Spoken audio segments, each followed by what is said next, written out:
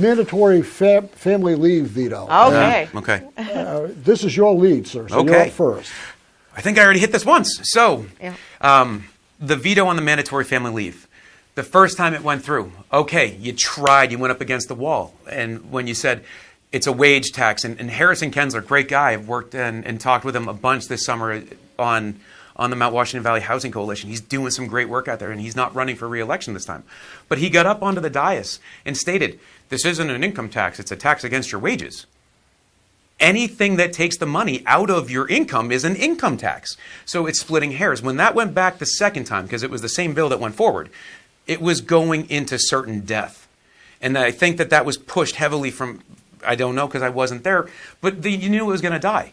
Jeb Bradley and the governor had an alternate plan that he said he would have supported, and it would have given us a small step forward in that direction. It was an insurance plan that would have helped thousands of families if a compromise could have been made, and they could have marched forward with the insurance plan. My intent is if I am there, I will vote for that insurance plan. I will lobby within the group to help push us into the small steps. You know, we don't need to take a giant leap. Let's make the small steps forward. Excuse me, Ray. Anita, you were there, so would you care to Okay, discuss we finally have a disagreement. Oh, bring it. Okay. Yeah. Yay! Make the crowd happy. So, this is good TV when we have disagreement, folks. yeah, we finally have one. So, you know, an income tax by definition is a tax that goes to support the general fund. A fee is something that goes to support a program. The paid income, the paid family leave is a insurance premium.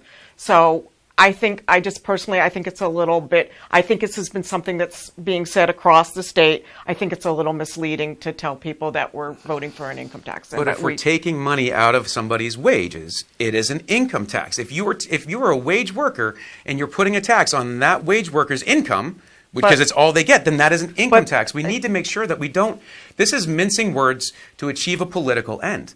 We need to make sure that we do not instill any form of income tax and ruin the New Hampshire. Again, I go back to that.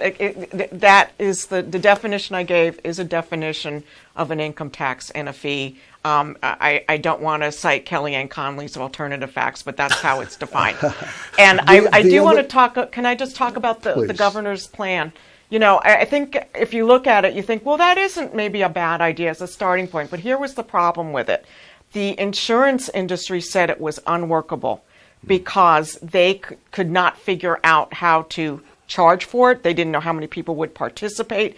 And it was what they call in the industry adverse selection. So the people who are most likely to want to participate in the program are people who would need it most, which makes it unworkable for the insurance industry. And they said, we can't do this, folks.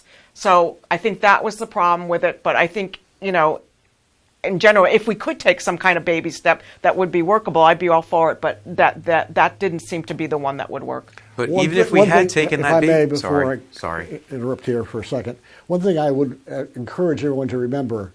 Not too long ago, we had a famous Supreme Court ruling where the Chief Justice of the United States rewrote the definition of tax and fee so that the law would be sustainable. Right, and that's what and that's something that we're not discussing national politics. Well, I think everybody will make their own decision about it. And they will. I frankly, I think it comes down to whether you think it's a good idea or not for the program. And I'll just add one other thing for paid family leave. To me, is buy now or pay later with interest, because if we don't do it, you're going to see people who've been impacted by COVID, who need to take a time off. They've had the birth of a child, which you're familiar with, or maybe an ill parent. If they lose their job, we're going to be paying for it in the unemployment, in terms of unemployment tax.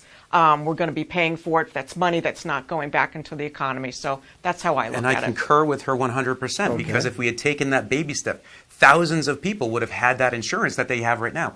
I've heard so many times it can't be done. No, everything's possible. It might not look the same, but we'll get there. You shoot for the stars so you can land on the moon. You shoot on the moon and then you step to Mars. It's not a giant leap.